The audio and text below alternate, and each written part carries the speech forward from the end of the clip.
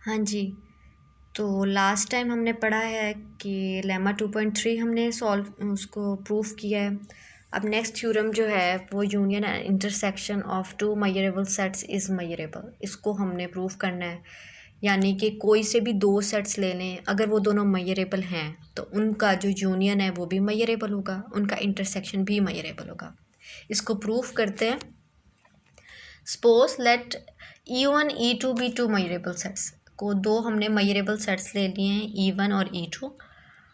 Late A be any subset of R. अब वो हम उस डेफिनेशन को यूज़ करने लगे हैं जो मेजरेबल की डेफिनेशन है कि अगर कोई E1 मेजरेबल है तो हमें कोई लेट ए कोई भी हमें सब जो हमें सेट मिलता है वो उस डेफिनेशन से हम इसको कह सकते हैं कि M star of A is equal to M star of A intersection E1 plus M star of A intersection E1 dash.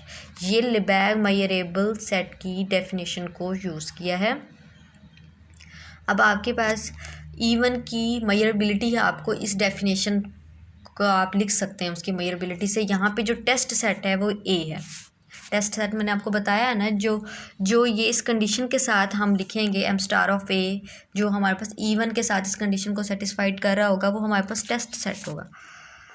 Since E2 is measurable, अब हमारे पास E2 भी मेजरेबल है। अगर E2 मेजरेबल है तो हम उसको भी बाय डेफिनेशन हम ऐसे लिख सकते हैं।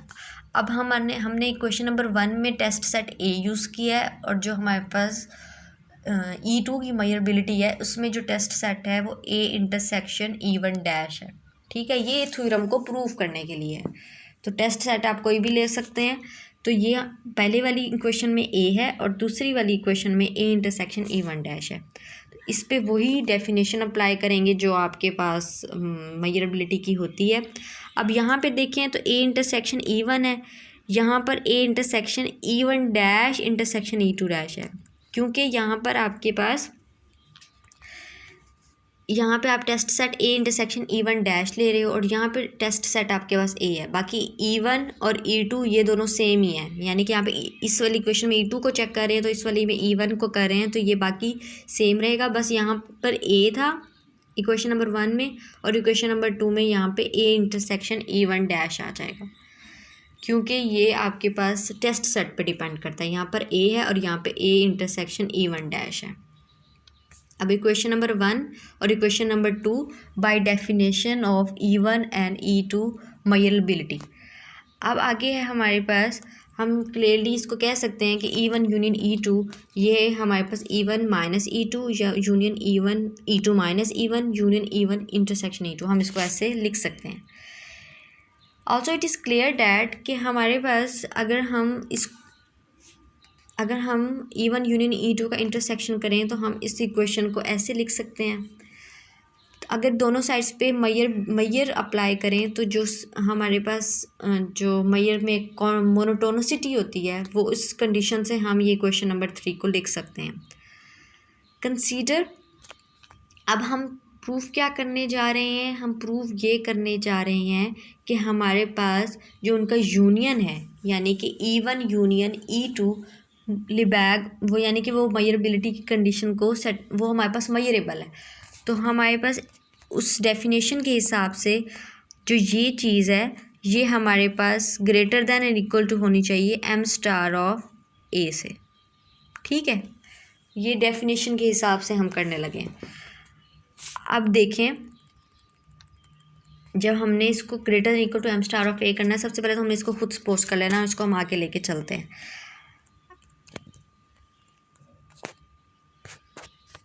अब जो ये हमारे पास एक एक्सप्रेशन है, इसको हम फर्स्ट वाले को एज इट इज़ रहने देंगे, और जो सेकंड है E1 यूनियन E2 का कॉम्प्लीमेंट है, इसको हम E1 complement intersection E2 complement ऐसे लिख सकते हैं।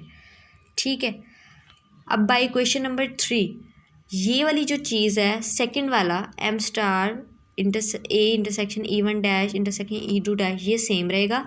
जो फर्स्ट एक्सप्रेशन है इसको देखें आप इक्वेशन नंबर 3 से, इक्वेशन नंबर 3 और ये जो हमारे पास है वो सेम है, यानी कि M star A intersection E1 union E2 और ये दोनों सेम है।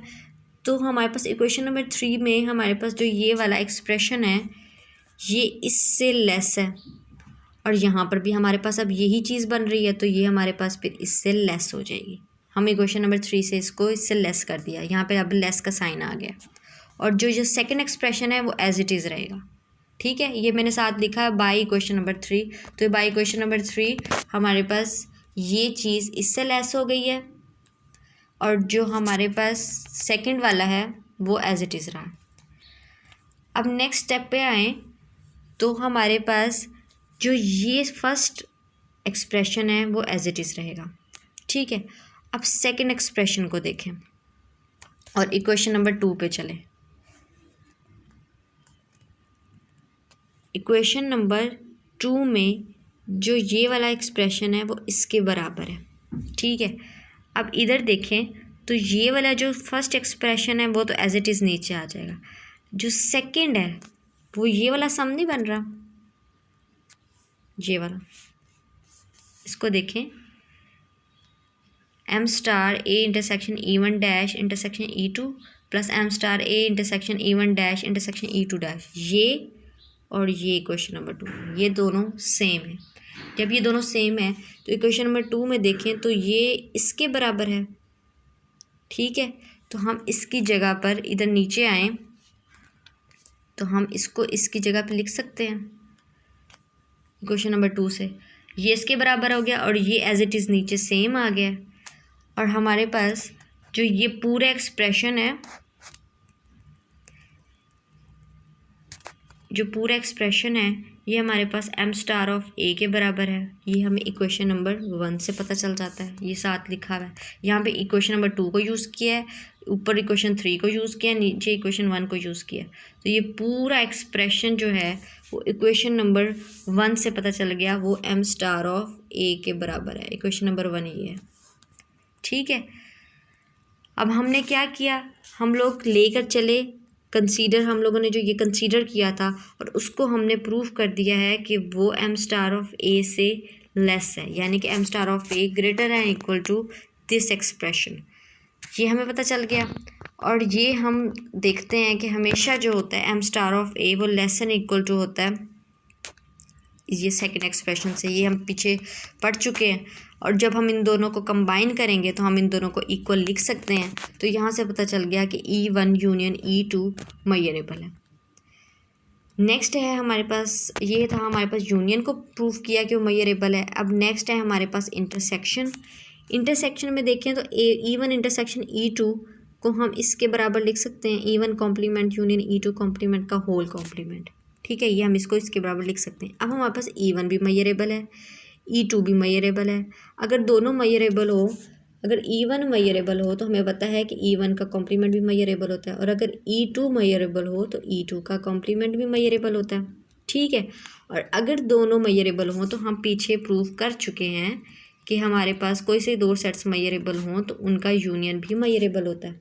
तो हम कह सकते हैं E1 complement union E2 complement भी मेजरेबल होगा। और अगर हमारे पास कोई सेट मेजरेबल हो तो हम कहते हैं कि उसका कॉम्प्लीमेंट भी मेजरेबल होगा, यानी कि अब फिर इनका होल कॉम्प्लीमेंट लेंगे तो वो भी मेजरेबल होगा। ठीक है, अब ये चीज़ हमारे पास बराबर है E1 इंटरसेक्शन E2 के, तो यहाँ से पता चल गया कि इनका इंटरसेक्शन भी हमारे पास मेजरेबल है। पहले में पार्ट में प्रूफ किया कि यूनियन मेजरेबल है। सेकंड पार्ट छोटा सा है क्योंकि ये हमें एक रिज़ल्ट से ही पता चल गया। पहले पार्ट को प्रूफ करना पड़ा है, सेकंड पार्ट को हमने एज अ रिज़ल्ट से ही प्रूफ कर दिया, क्योंकि हमें ये इस रिज़ल्ट को यूज़ करते हुए और पिछले थ्योरम्स को यूज़ करते हुए हमने इस एक्सप्रेशन को ड्राइव किया है, और इस एक्सप्रेशन से हमें पता चला है कि ये E1 इंटरसेक्शन E2 भी मेजरेबल होता है। ठीक है, अब ये आगे हमारे पास एक रिमार्क है, इस रिमार्क को देख लें। इसको ये प्रूफ का हिस्सा तो नहीं है, तो ये उन्होंने वैसे बताया हुआ है कि E1 और E2 का जो कॉम्प्लीमेंट है वो भी मेजरेबल है। नेक्स्ट है आपके पास लेमा 2.7। लेमा 2.7 की आपने जस्ट स्टेटमेंट को देख लेना है, इसका प्रूफ करने की ज़रूरत नहीं है। ठीक है, जो जो प्रूफ्स करने होंगे मैं आपको बताऊंगी, और जो जो प्रूफ्स मैं अगर कहूँगी कि नहीं करने तो आपने नहीं करने। इसकी स्टेटमेंट नहीं करनी, लेकिन इसकी स्टेटमेंट करनी है, लेकिन इसका प्रूफ नहीं करना। स्टेटमेंट आगे यूज़ हो सकती है थ्योरम्स में, लेकिन इसका प्रूफ आपके एग्ज़ाम्स में शामिल नहीं है। नेक्स्ट है आपके पास theorem number 2.8, let A be any set of R, any subset of R and EI be a sequence of pairwise disjoint measurable sets। अब disjoint measurable sets pair wise का आपको पता है कि आप क्या होता है कि हमारे पास EN इंटरसेक्शन EM, ये मैं आपको काफ़ी दफ़ा बता चुकी हूँ कि ये आपके पास एम्प्टी होता है N not is equal to M। ठीक है, ये आपने EI sequence of pairwise disjoint ले लिया है, तो ये कंडीशन आपके पास सेटिस्फाइड होगी। A intersection of union of EI, उनका मैयर बराबर होता है A इंटरसेक्शन EI के मैयर्स का सम। ये आपके पास एक्सप्रेशन है जिसको आपने प्रूव करना है। अब ये जो नेक्स्ट पेज है ये मुझसे मिस हो गया, ये कहीं और से, ये पहले हम पढ़ चुके हैं, ये वो आ गया है, तो इस वाले पेज को आप स्किप करें। ठीक है, इस वाले पेज को, ये पेज शामिल नहीं है। इसके बाद ये थ्योरम 2.8 के बाद ये वाला पेज स्किप करके हम नेक्स्ट पेज है यहाँ से इस थ्योरम का प्रूफ स्टार्ट हो रहा है। ये आपके पास प्रूफ की 2 लाइन्स इस पेज पर हैं और ये वाला पेज कर देना है स्किप, और उसके बाद यहाँ नीचे से इसका आगे प्रूफ हो रहा है। तो ये हमारे पास ऐसे है कि लेट ए बी यानी सबसेट ऑफ आर, ए कोई भी सबसेट ले लिया है, EI be a sequence of pairwise disjoint measurable sets.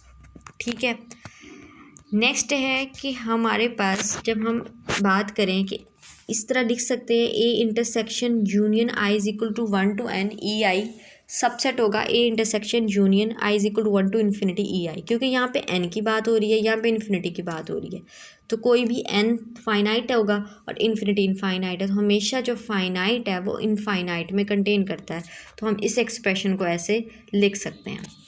दोनों साइड्स पे मैयर अप्लाई करेंगे तो मोनोटोनोसिटी की कंडीशन के हिसाब से ये आपके पास लेसन जो सबसेट है वो लेसन इक्वल में चेंज हो जाएगा और दोनों साइड्स पे मैयर आ जाएगी। ठीक है, अब आपको पता है ये हम पहले पढ़ चुके हैं, जो काउंटेबली एडिटिव वाली प्रॉपर्टी है I is equal to 1 to N, इससे आप ये जो हम पहले एक बार मैंने आपको रिज़ल्ट पढ़ाया है उससे हम इन दोनों को इक्वल लिख सकते हैं, क्योंकि ये इसके बराबर है, बाकी ये दोनों सेम है। जो ये M star of A intersection है वो आपके पास समेशन के बराबर है। दोनों साइड्स पे अब लिमिट अप्लाई होगी, जब दोनों साइड्स पे लिमिट अप्लाई होगी तो ये जो N है ये इन्फिनिटी में चेंज हो जाएगा, क्योंकि limit N approaches to infinity है, तो I is equal to 1 to N, I is equal to 1 to infinity में चेंज हो जाएगा। और जो आपके राइट साइड पे है वो सेम ही रहेगा, क्योंकि यहाँ पे आपके पास N का एक्सप्रेशन नहीं है, N का एक्सप्रेशन यहाँ पर है, ये सेम रहेगा राइट साइड, और लेफ्ट साइड पे I is equal to 1 to N है तो I is equal to 1 to infinity हो जाएगा। ठीक है, आगे है now countable subadditivity of M star. Countable subadditivity यानी कि अब आपने ये इस तरह, जैसे अब आपने ये इक्वेशन तो आपने बाय रिजल्ट्स प्रूफ कर दी, और आपको जो M स्टार की काउंटेबली सब एडिटिविटी है वो उसकी डेफिनेशन ये है। तो इक्वेशन नंबर 1 और 2 से आपके पास पता चल गया कि ये दोनों बराबर है। ठीक है, एक आपने इक्वेशन को ड्राइव किया है, दूसरा आपको बाय डेफिनेशन पता चल गया काउंटेबल सब एडिटिविटी से कि आपके पास ये इससे लेस होगा। इधर आपके पास समेशन लेस हो गया और इधर आपके पास मैयर समेशन से लेस हो गई, तो ये दोनों हो गए बराबर, तो जो आपको प्रूफ करना था। नेक्स्ट है आपके पास